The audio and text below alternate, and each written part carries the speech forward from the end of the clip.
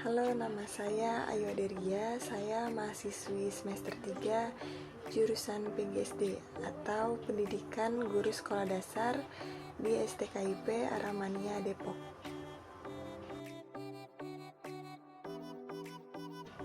Alasan saya memilih berkuliah di STKIP Aramania Depok yaitu karena jurusan PGSD-nya sudah memiliki akreditasi B, yaitu artinya sudah cukup bagus kualitasnya.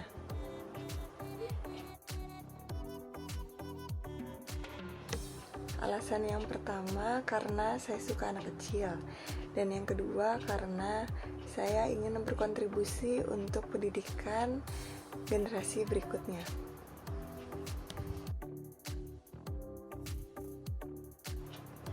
Menurut saya, pendidikan di Indonesia saat ini masih tertinggal jauh dibandingkan dengan negara-negara lain.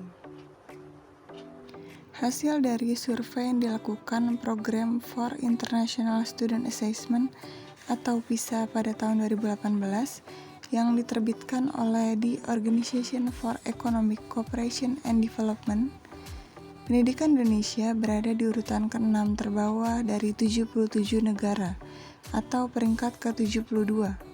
Sangat jauh dari negara-negara maju, seperti Cina yang berada di posisi pertama dan Singapura yang berada di posisi kedua.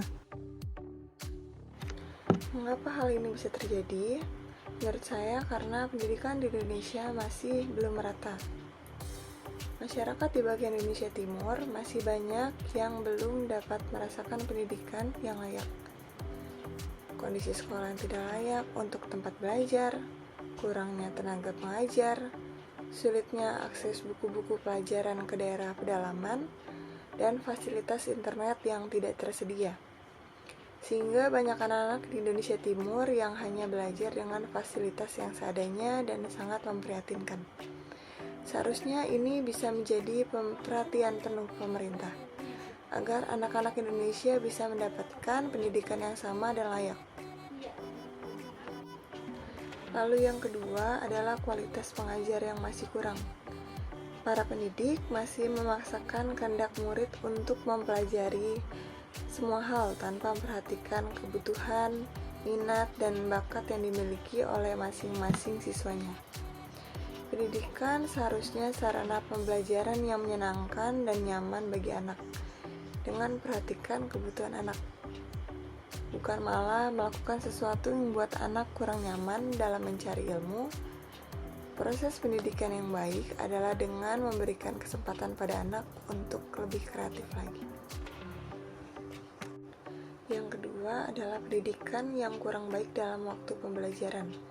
Jam belajar di Indonesia itu sangat lama, sehingga siswa sulit mengembangkan minat dan bakat mereka melalui kegiatan ekstrakurikuler dan organisasi. Apabila waktu pembelajaran terlalu lama, maka siswa akan kelelahan, bosan, dan membuat siswa mudah stres. Sehingga siswa menganggap bahwa belajar di sekolah adalah kegiatan yang membebani hidup mereka. Padahal sekolah merupakan sarana pembelajaran untuk mengembangkan potensi yang dimiliki masing-masing siswa. Yang ketiga adalah mahalnya biaya pendidikan. Seperti yang kita ketahui, biaya pendidikan di Indonesia sangat mahal. Walaupun pemerintah sudah menggratiskan sekolah-sekolah negeri dari SD sampai dengan SMA, tetapi pemerintah hanya bisa menggratiskan sampai dengan SMA saja. Sehingga banyak siswa tidak bisa memperoleh pendidikan tinggi yang sebenarnya penting untuk didapatkan di perguruan tinggi.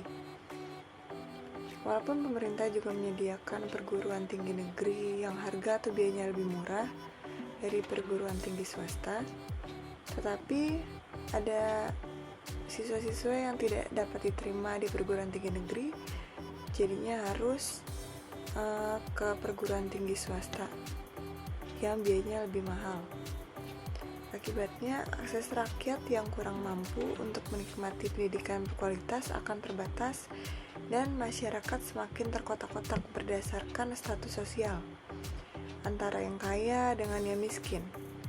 Pendidikan yang berkualitas memang tidak mungkin murah, atau tepatnya tidak harus murah atau gratis.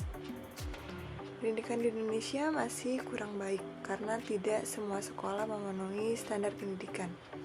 Dan masih banyak anak-anak di Indonesia yang belum merasakan pendidikan yang layak, bahkan putus sekolah. Demikian pendapat saya tentang pendidikan di Indonesia. Saya mohon maaf jika ada salah kata atau ada kata yang kurang berkenan. Semoga kelak kualitas pendidikan di Indonesia dapat semakin baik seperti negara-negara maju yang lainnya. Sebelumnya saya juga ingin menambahkan kata-kata favorit saya dari YouTuber favorit saya. Kunci dari kemajuan suatu negara adalah pembangunan. Kunci dari pembangunan adalah pendidikan. Kunci dari pendidikan adalah guru. Tidak akan ada pembangunan tanpa pendidikan yang baik. Tidak akan ada pendidikan yang baik tanpa guru yang baik.